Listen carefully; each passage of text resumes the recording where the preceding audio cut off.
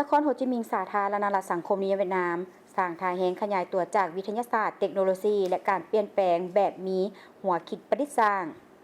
มติตกลงในกองประชุมองค์คณะพรรคนครโฮจิมินห์ข้างทำอิฐในสมัย 2025-2030 ได้กำหนดเอาการขยายตัวไวและมั่นคงต้องอิงใส่การเปลี่ยนแปลงรูปร่างการพัฒนาในนั้นวิทยาศาสตร์เทคโนโลยีและการเปลี่ยนแปลงใหม่อย่างมีหัวคิดประดิษฐ์สร้างเป็นแห่งผลักดันต้นตอสมทบกับบรรดากลไกนโยบายเฉพาะของศูนย์กลางนครโฮจิมินห์ได้พันขยายลายแผนทางเพื่อปฏิบัติบรรลุตามเป้าหมายที่วางไว้ประกอบส่วนสุขยุคการขยายตัวของนครในระยะข้างหน้าตัวอย่างนับว่าเป็นข้างทำอิฐที่อุปกรณ์บินบ่มีคนขับได้รับการทดลองส่งสินค้าอยู่เขตอุตสาหกรรมเทคโนโลยีสูงของนครโฮจิมินห์ซึ่งสิ่งดังกล่าวบ่เพียงแต่เป็นการบินทดลองเท่านั้นแต่ยังเป็นการทดลองให้แก่วิธีการเข้าถึงสิ่งใหม่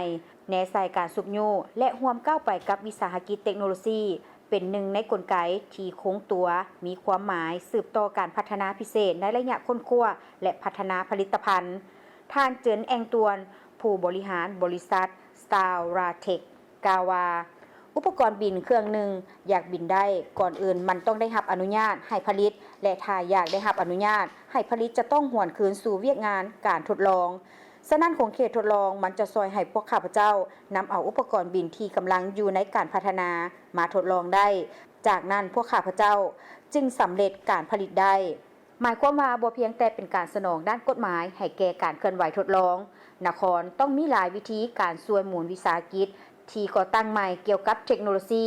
เข้าถึงตลาดและบุคลากรเติมอีกท่านฟาร์มวันกวนหัวหน้าบริษัทร่วมธุรกิจซีกีกาวานครโฮจิมินห์และแผนกเทคโนโลยีได้จัดตั้งรายการช่วยเหลือพวกข้าพเจ้า